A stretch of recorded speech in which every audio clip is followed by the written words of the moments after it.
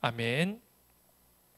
네, 전도서 말씀 우리 계속 함께 나누고 있습니다. 오늘 전도서 13번째 말씀, 교제는 압제를 무너뜨릴 수 있는가? 라는 제목으로 함께 말씀 나누도록 하겠습니다. 이 전도서 말씀을 우리가 계속해서 살펴보면서 우리의 삶에, 그리고 우리의 신앙의 이상과 현실에 대해서 많은 생각을 하게 될 것입니다. 이상은 높습니다. 그런데 우리의 현실은 극단적으로 표현하자면 시궁창에 있는 것과도 같은, 하나님의 말씀은, 하나님의 영광은 너무나도 높고 찬란하고 높은, 정말 저 가장 높은 곳에 위치해 있는데, 우리의 현실은, 그리고 우리가 서 있는 곳은 너무나도 저 밑바닥에 있는 그 이상과 현실 간의 괴리를 우리는 매일매일 우리의 피부로 느끼며 부딪히며 살아가고 있는 것입니다. 그래서 여기에서 사람들은 이상과 현실의 그 간극을 마주하면서 많은 사람들은 크게 두 가지의 방향으로 갈라지게 되는데요. 첫 번째로는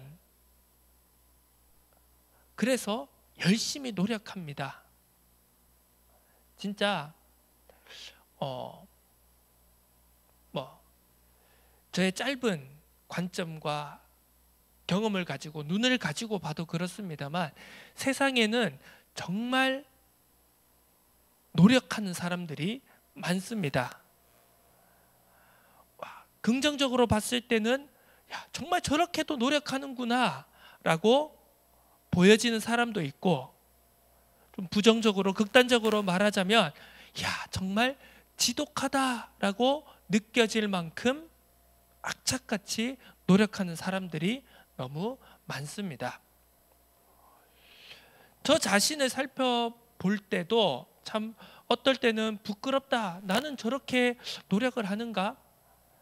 내가 목회자고 앞서 있는 사람이고 앞에서 설교를 하는 사람이고 뭔가 리더의 위치에 있는 사람인데도 불구하고 내가 저런 사람들보다 더 노력하고 배우고 공부하려는, 그리고 무언가 더 성장하려는 그런 저 사람들의 모습에 내가 발끝이라도 따라갈 수 있는가, 가고 있는가라는 반성이 될 정도로 세상에는 참 열심히 노력하는 사람들이 많습니다.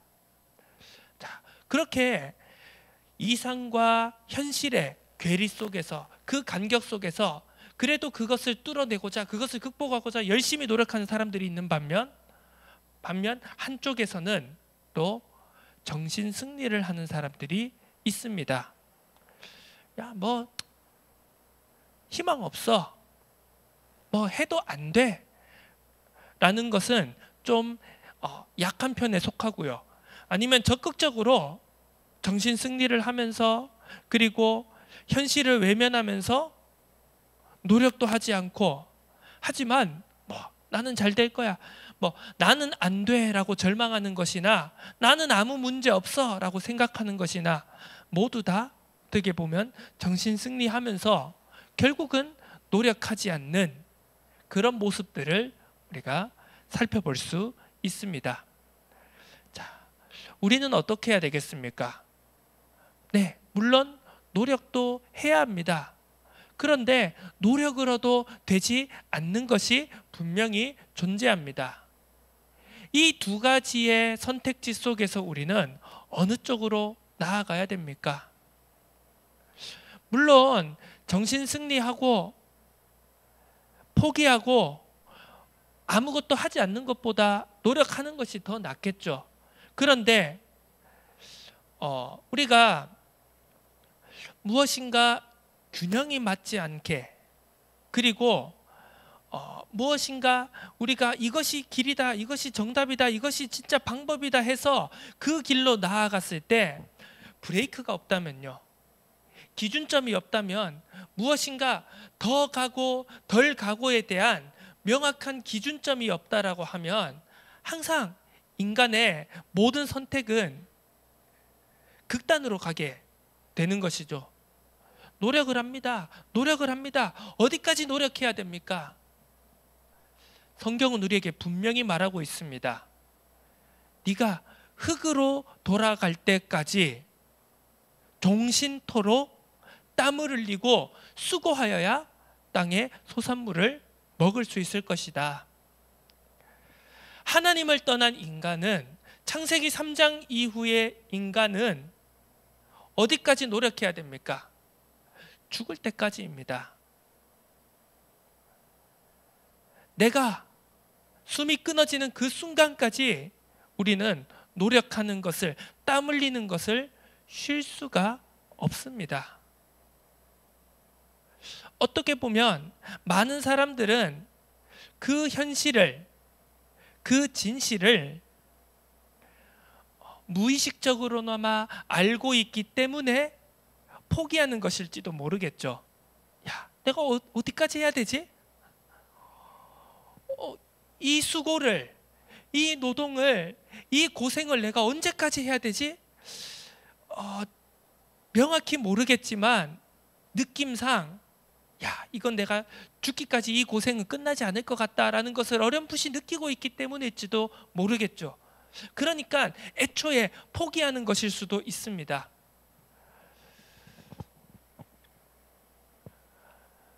우리가 전도서 말씀을 지금까지 1장부터 오늘 본문 말씀 5장까지 계속해서 살펴보는 바, 계속해서 반복되어지는 공통적인 주제들이 있습니다. 가장 큰 주제, 첫 번째로 우리가 전도서에서 발견할 수 있는 주제로는 헛되다라는 것입니다. 헛되고 헛되니, 헛되고 헛되고 모든 것이 헛되다. 계속해서 헛됨을 강조하고 있습니다. 그리고 그 가운데서 수고하고 땀을 흘리는 것에 대해서 말을 하고 있습니다. 그러면서 또 우리의 육신적인 기쁨, 그 일하고 노동하고 땀 흘리고 수고하는 것에서부터 오는 것을 즐겨라, 선한 것을 즐겨라 라는 주제가 또 나오게 됩니다. 그러면서 오늘 본문 말씀에서 우리가 살펴볼 수 있는 것, 바로 학대하는 것, 압제하는 것에 대한 이야기를 우리가 또 살펴보게 되는 것입니다. 말씀은 그렇습니다. 말씀은 66권인 동시에 우리가 읽고 있는 이 성경 66권은 66권인 동시에 한 권인 책입니다.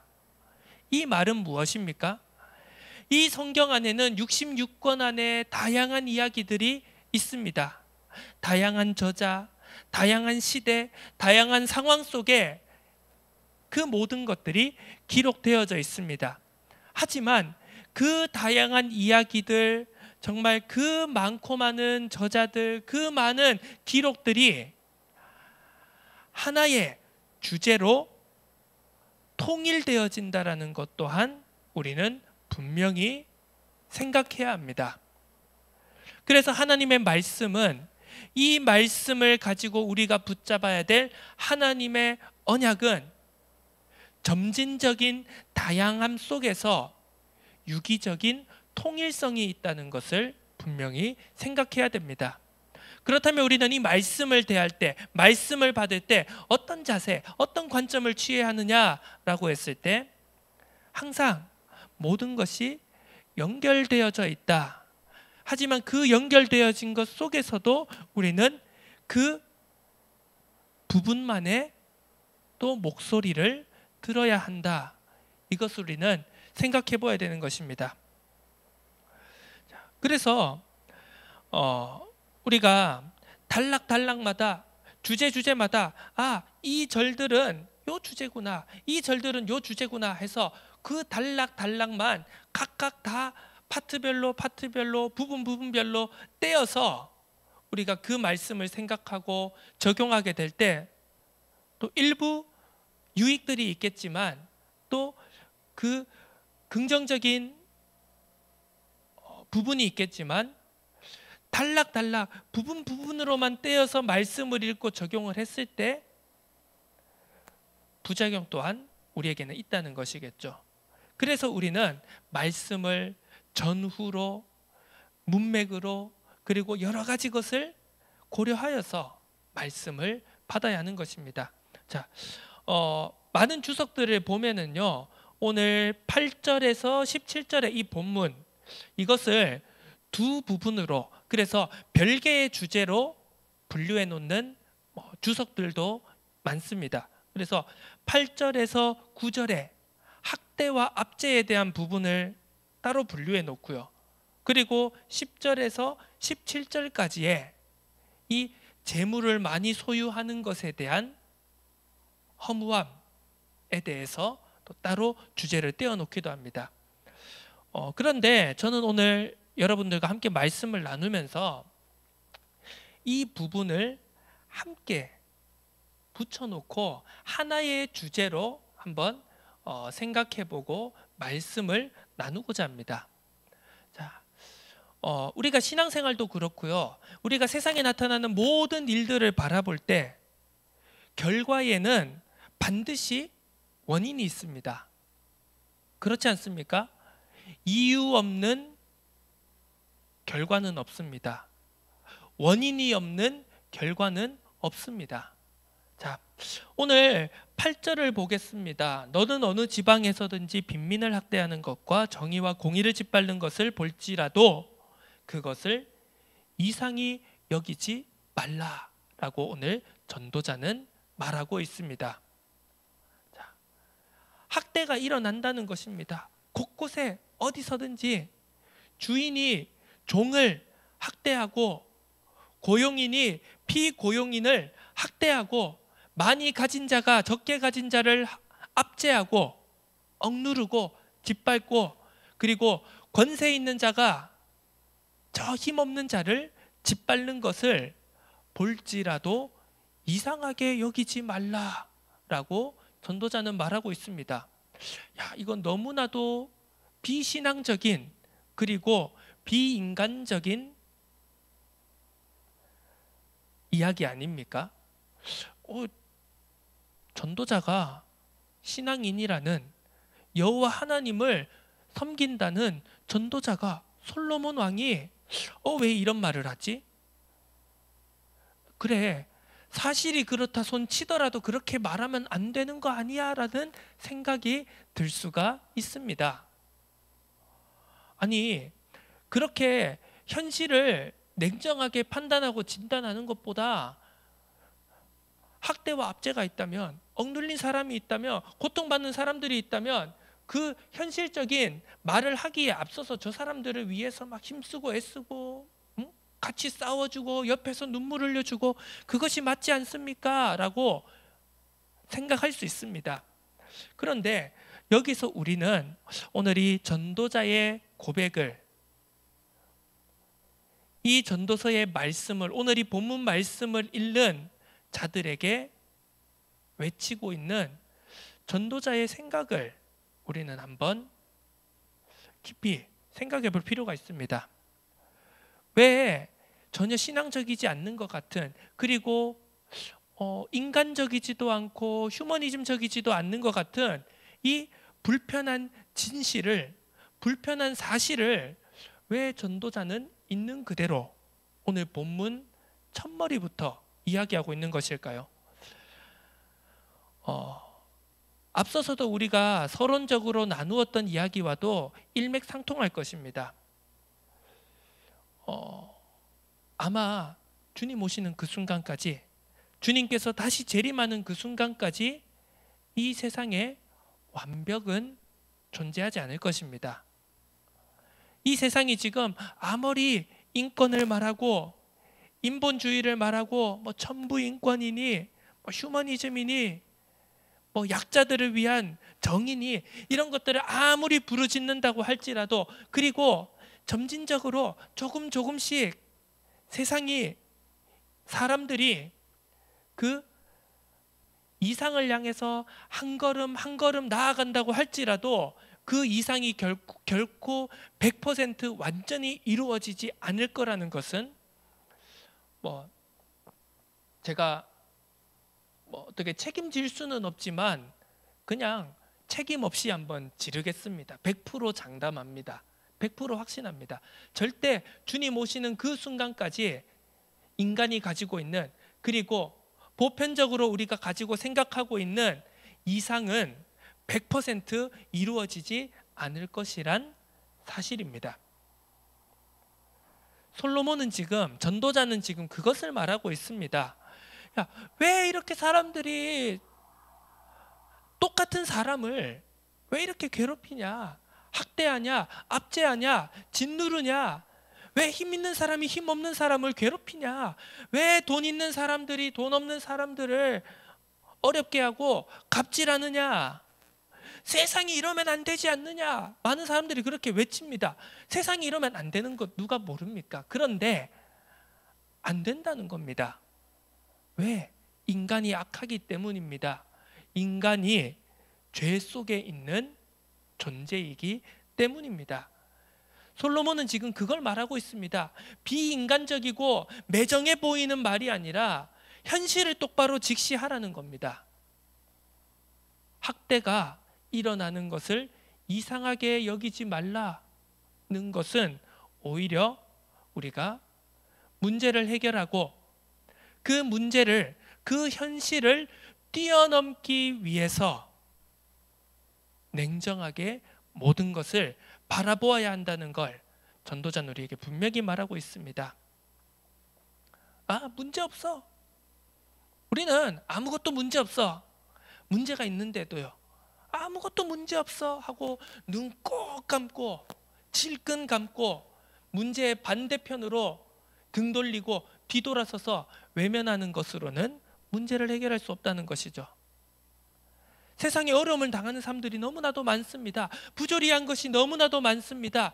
공의가 나타나지 않고 불의가 넘쳐나는 것처럼 성경은 말하지 않습니까? 공의가 강물처럼 흘러나게 해야 된다고 하는데 정반대입니다. 현실은 불의가 강물처럼 넘쳐나는 것을 우리가 목도하게 됩니다.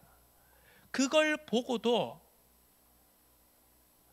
보면서 세상이 이러면 안 되지 않냐라고 하지만 세상이 이런 것을 어쩌겠습니까?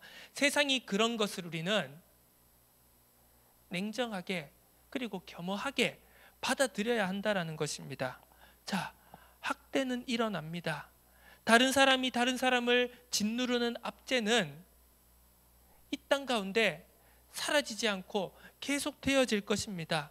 그런데 그 속에서 전도자가 고백하는 것은 무엇입니까? 높은 자는 더 높은 자가 감찰하고 또 그들보다 더 높은 자들도 있음이니라. 이것은 우리가 지난주의 말씀과도 연결되는 부분이 있습니다. 우리는 경외하는 예배를 드리고 있는가?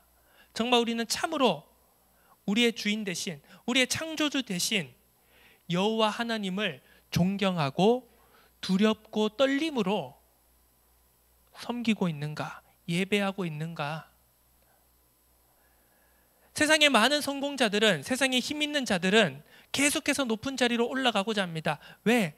자기를 누르는, 자기를 복속시키는 더 높은 사람이 없었으면 하기 때문입니다.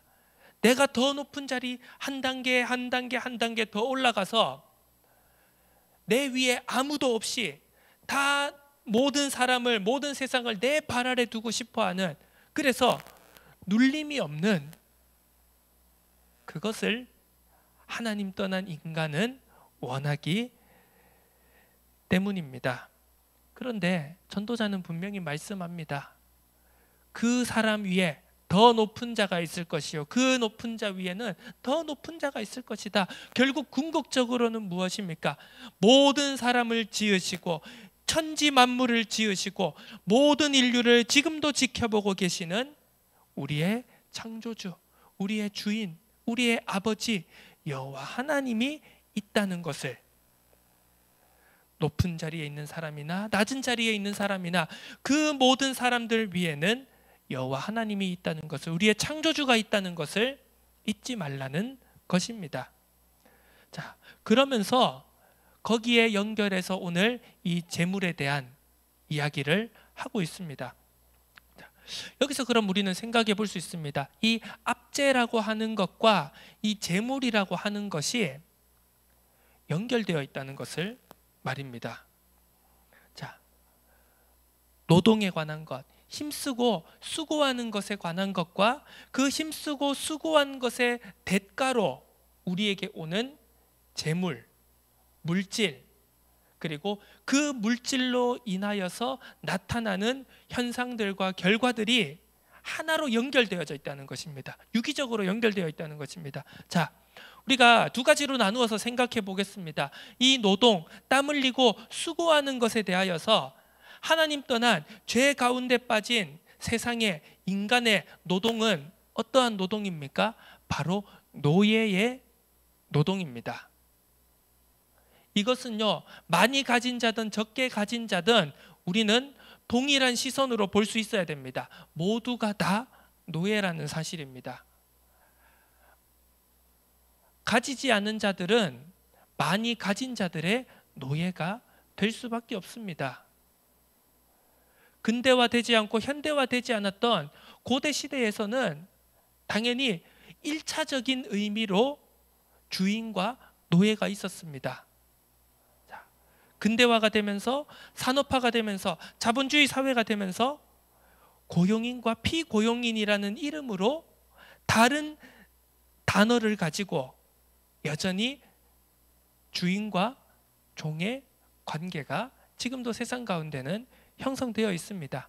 자, 그렇다면 많이 가진 자, 고용인들은 노예가 아닙니까? 그들도 똑같은 노예입니다. 무엇의 노예입니까? 눈에 보이지 않는, 눈에 보이는 물질의, 성공의 노예라는 사실입니다. 자, 우리는 이것을 냉정하게 그리고 명확하게 바라볼 수 있어야 됩니다. 자, 우리가 1차원적인 눈으로 볼 때는요, 세상에는 눌리는 자들이 있고 눌리지 않는 자들이 있습니다. 눌리는 자가 있고 누르는 자가 있습니다. 그래서 세상의 많은 사람들은 그 누르는 자들을 욕하고 미워하고 공격합니다. 그래서 그 누르는 자들을 막 벌하고 몽둥이로 때리고 무엇인가 불이익을 줘서 그래야지 이 땅에 정의가 회복된다라고 믿습니다. 그런데 우리가 보이지 않는 것으로, 우리가 2차원, 3차원, 4차원적인 관점으로, 그리고 영적인 관점으로 우리가 그 사람들을, 그들을 바라본다면 그 누르는 자들도 똑같이 눌려있는 자라는 것을 우리는 명확하게 볼 수 있어야 됩니다. 자, 모든 사람은 눌리는 자들이다. 모든 사람은 무엇인가의 노예다라는 그 눈으로 우리는 세상과 사람을, 문제를 바라봐야 되는 것입니다. 모든 사람은요, 수고하고 땀 흘리며 종신토록 흙으로 돌아갈 때까지 노동을 해야 됩니다. 그것이 바로 노예의 노동인 것이죠. 그러면서 그것은 무엇으로 이어집니까? 자, 믿는 사람이든 안 믿는 사람이든 노력하면 대가가 옵니다. 수고하는 만큼 땅에서 소산을 낸다라고 했습니다. 자, 이것은 특별한 계시가, 특별한 은총이 아닙니다. 이것을 가리켜서 조금 더 신학적으로, 학적으로 말하자면 일반 계시, 일반 은총이라고 말합니다. 믿는 사람이든 믿지 않는 사람이든 무엇을 했을 때 동일하게 오는 것을 우리는 일반 은총이라고 부릅니다. 자, 똑같이 100을 노력했습니다. 똑같이 100을 공부했습니다. 100의 결과가 오는 것은 하나님을 믿는 사람이든 믿지 않는 사람이든 동일합니다. 자, 그래서 일을 하면, 수고를 하면, 노력하면 대가가 옵니다. 자, 그런데 여기서 갈라지게 되는 것입니다. 노예의 수고와 그렇지 않은 자의 수고가 차이가 난다는 것입니다. 내가 노예로서 노동했기 때문에 그 따라오는 대가 당연히 따라오는 거라고 생각합니다. 왜? 내가 개고생했으니까. 내가 오늘도 저 빌어먹을 사장한테 비비 맞춰주면서 자존심 굽혀가면서 내가 일했으니까 이 월급 내가 당연히 누려야 되는 거야. 자, 요즘 그런 단어 들어보셨습니까? 분노 소비, 보복 소비라는 것을 들어보셨습니까? 자, 코로나가 지나고 나서요, 사람들이 분노하면서 비행기를 타고 해외로 나가기 시작했습니다. 코로나가 발생하기 전보다 훨씬 더 많은 사람들이 해외여행을 나갔습니다. 자, 많은 전문가들이 이제 사회와 경제와 그런 이제 무다들을 진단하고 분석하는 많은 전문가들이 그걸 가리켜서 보복 소비라고 이름을 붙였습니다. 왜죠? 내가 코로나 때 얼마나 내가 방구석에 처박혀 있었는데, 내가 나가고 싶었는데, 친구들하고 놀고 싶었는데, 이 돈 쓰고 싶었는데 쓰지 못한 이거, 내가 억울해서 못 살지. 이걸 내가 다 풀고 말리라. 이래서 진짜 좀 이런 표현하면 죄송하지만 어떻게 보면 분노하며 미친 듯이 그 돈을 쓰기 시작합니다. 내가 쓰지 못했던 것 쓰기 시작합니다. 그걸 가리켜서 보복 소비라고 불렀습니다. 자, 꼭 코로나 시기가 아니더라도요, 사람들은 무엇인가에 정당한 보상을 바라면서 분노를 하면서 내가 수고하고 애쓴 것을 소비합니다. 이것이 바로 노예의 노동이며 노예의 소비인 것입니다. 내가 노력했는데 내가 쓰지 못하는 거 너무 억울하지 않습니까?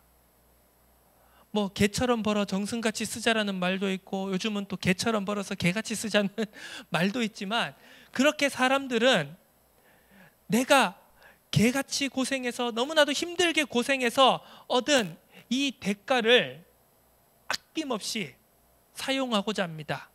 나를 위해서, 내 육신의 만족을 위해서, 성취를 위해서 쓰고자 합니다. 어떻게 보면 그것은 기쁘고 자유로운 소비라기보단 어떻게 보면 강박적인 소비라고 할 수가 있습니다. 자, 내가 일해서 내가 내 마음대로 쓴다는데 그 자유로운 거 아니냐? 아닙니다. 자유롭지 않은 소비를 하고 있는 겁니다. 왜? 이미 사로잡혀서요. 무엇인가에 사로잡히고 무엇인가에 쫓기고 무엇인가에 눌려서 강박적으로 떠밀리듯이 소비하는 겁니다. 이거 안 쓰면 지금 내가 죽을 것 같은 겁니다. 왜? 억울해서 죽을 것 같은 겁니다. 그게 과연 경제적 자유이고 경제적인 소비입니까? 자, 세상은 지금 하나님 떠난 죄 가운데 매여 살아가고 있는 사람들의 모습이 그러하다라는 겁니다. 자, 그 가운데서요, 기본적인 분노와 보상과 보복의 심리가 있기 때문에요, 그러다 보면 표출되는 게 뭡니까? 갑질을 하게 됩니다. 압제를 하게 됩니다. 내가 가지고 있는 것으로 내가 가지고 있는 힘을 과시하고 싶어집니다. 이것은요, 많이 가진 자나 적게 가진 자나 상관이 없습니다. 자, 요즘 부자들만 갑질합니까? 그게 아니지 않습니까? 제가 얼마 전에도 뉴스 같은 걸 봤는데요, 원룸에 살고 있는 한 젊은 여성이 배달을 시켰습니다. 자, 그 배달원은요, 그 사람의 음식을 가지고 배달오는 그 배달원은요, 그 뒤에도 정말 많은 배달이 주문이 있었습니다. 그런데 그 원룸에 사는 젊은 여성이 원룸 9층에 살고 있는데 엘리베이터가 고장이 난 겁니다. 전화를 했습니다. 배달원이 이거 지금 엘리베이터가 고장 났는데 제가 지금 주문이 너무 많아가지고 혹시 밑으로 와서 가져와 주실 수 있겠습니까? 아니요, 9층으로 걸어서 오세요. 이제 그게 막 몇십 분 동안 통화가 계속 이어지는 겁니다. 아닙니다. 그러면 저 페널티 받고 그러면 이 주문 다시 돌려보내겠습니다. 주문 취소하겠습니다. 그런데 아니요, 9층으로 갖다 주세요. 그러라고 배달기사 하는 거 아니세요라고 정말 치열하게 싸우는 그 모습을 그 모습이 이제 뉴스를 통해 언론을 통해서 보도가 되었습니다. 자, 그 배달원에게 그런 요구를 하고 막 폭언을 하고 싸우는 그 여성이, 젊은 여성이 뭐 대단한 부자입니까? 대단한 권력을 가지고 힘을 가져서 그 사람에게 갑질을 하는 것입니까? 아닙니다. 똑같이 힘들게 일하고요. 하루하루 그날 하루 힘들게 일하고 상사에게, 내 고용인에게 자존심을 버려가면서 열심히 일해서 그 여성도 지금 퇴근했고요. 그래서 그 하루의 힘듦에 대한 보상으로 배달 음식, 내가 먹고 싶은 거 시켜서 먹는 겁니다. 자, 그 배달을 해주시는 분도 똑같이 하루하루를 열심히 힘겹게 하지만 성실하게 살아가고 있는 분들입니다. 다 똑같은 사람들이에요. 어려운 사람들이죠. 그런데 왜 이런 일이 일어납니까? 이것은요, 힘있고 힘없는 사람의 문제가 아닙니다. 많이 가진 자와 적게 가진 자의 문제가 아닙니다. 모두 창세기 3장 아래, 죄 아래에서 그 사람들은 느끼고 깨닫지 못하지만 사단의 권세에, 그리고 죄의 권세에 눌리고 압제당하고 노예된 자들의 안타까운 현실인 것입니다. 자, 그럼 우리는 이것을 어떻게 해야 됩니까? 그래서 이것이 좀 더 극단적으로 해결책으로 가게 되면은요, 금욕주의로 가게 됩니다. 야, 물질은 더러워, 세상의 것은 더러워, 아무것도 가까이 하면 안 돼. 이래가지고 막 저 절벽에다가 수도원 짓고 거기 들어가서 막 세상과의 연을 끊고 막 주기도문 하루에 막 1000번 하고 성경 필사하고 이래가지고 막 깨끗해지고 싶어, 더러워지지 않고 싶어, 하나님과 함께하고 가까이 가고 싶어. 그런다고 문제가 해결됩니까? 열심히 해봤자 세상으로 돌아오면 도루묵인데요. 자, 성경은요, 이 노예의 노동, 그리고 그 노예의 노동으로부터 오는 그 대가를 왜곡되고 타락된 방법으로 소비하는 그 문제에 대해서 성경은 우리에게 분명한 해답을 제시하고 있습니다. 그게 무엇입니까? 바로 청지기적 자세입니다. 청지기적 자세입니다. 주인의 것을 잘 맡아서 관리하고 사용하는 잘하였도다, 수고하고 착한 종아, 그 청지기의 자세를 해답으로 제시하고 있다는 것입니다. 자, 반대로 생각해 보겠습니다. 청지기적 노동이 있습니다. 이것은요, 노예의 노동이 아닙니다. 물론 신부는 표면적인 것은 노예고 종인 것처럼 보입니다. 하지만 하나님은, 주님은 우리에게 무엇이라고 말씀하셨습니까? 내가 너희를 종으로 생각하지 않는다. 너희를 친구로 생각한다. 그리고 더 나아가서 무엇이라고 말씀하십니까? 창세기 2장 15절에 하나님께서 인간을 하나님의 형상으로 창조하시고 에덴 동산을 창조하시고 그곳에 사람을 두시고 그 에덴 동산을 지키고 관리하고 보존하게 하는 역할을 주셨습니다. 그것이 무엇입니까? 바로 하나님의 이 창조 세계를 함께 경영하는, 관리하는 공동 경영자의 위치를 피조물인, 종인 인간에게 주셨다는 것입니다. 성경이 말하는 청지기적 자세라는 것은 바로 그것입니다. 나는 섬기는 자입니다. 나는 하나님을 내 아버지로, 내 주인으로 섬기고 예배하는 자입니다. 하지만 우리의 자세는 노예의 의지를 가지고, 노예 근성을 가지고 시키는 대로 하고, 그 시키는 것 정말 개같이 고생하면서 그것에 대한 보상을 바라면서 분노적으로, 강박적으로 내가 얻은 것을 소비하는, 허비하는 세상의 노예의 소비가 아닌 바로 청지기적인 노동, 그리고 그 얻은 것을 감사와 기쁨으로 흘려보내는 소비를 하는 것. 왜?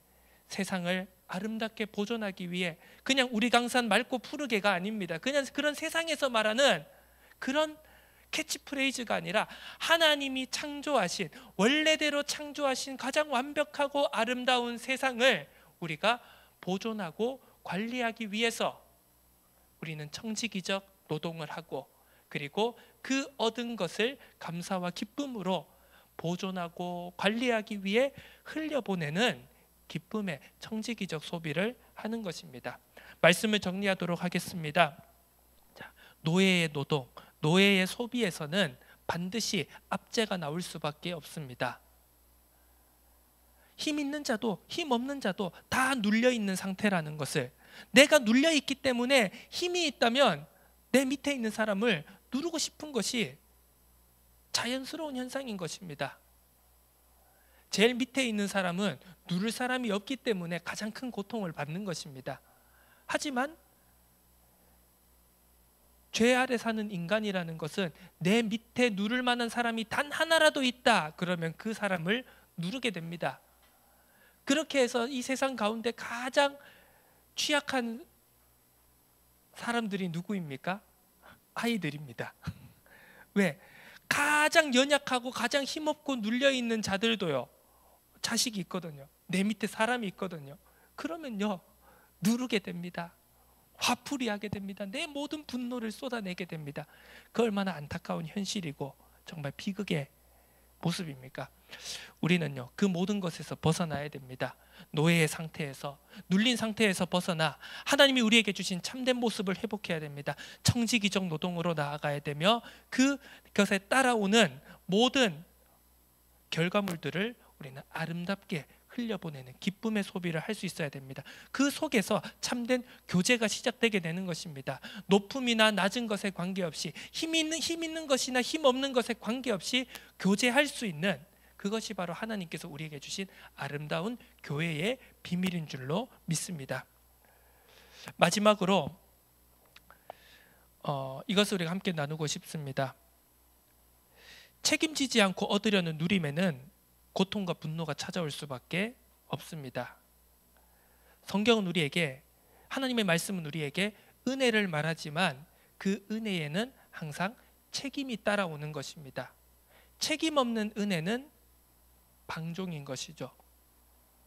하나님은 우리에게 은혜를 주신 동시에 항상 요구를 하십니다. 나는 너희를 애굽 땅에서 건져낸 너희의 하나님이다.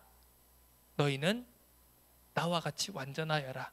하나님이 아무런 조건 없이 우리의 능력을 뛰어넘는 애굽에서 건져내는 은혜를 주셨습니다. 그리고 나서 바로 하시는 말씀이 무엇이죠? 너희는 나 앞에서 내가 거룩한 것처럼 너희도 거룩해져라. 내가 완전한 것처럼 너희도 완전해져라. 하나님이 우리가 100% 그렇게 할 수 있다고 생각해서 그 말씀을 하신 것이 아닙니다. 청지기라고 하는 것은 바로 그 은혜 받은 만큼 책임이 요구된다는 것입니다. 그래서 주님은 제자들에게 말씀하십니다. 많이 맡은 자에게 많이 요구할 것이다. 내가 좀 적게 맡으신 것 같으십니까? 어떻게 보면 거기에 우리는 감사해야 될 수도 있습니다. 여러분 지금 당장 여러분들 대통령으로 만들어준다고 해서, 야, 지금 대통령 없는 것 같은 상황인 것 같은데, 야, 그럼 너 대통령 해. 저 사람보다 더 잘할 것 같네. 당장 대통령 된다고 해서 여러분들이, 그리고 제가 감당할 수 있을까요? 없습니다. 없습니다. 하나님께서 적게 요구하신 것에는 그 분명한 이유가 있습니다. 많이 요구하신다고 해서, 야, 나는 왜 이재용이 안 되지?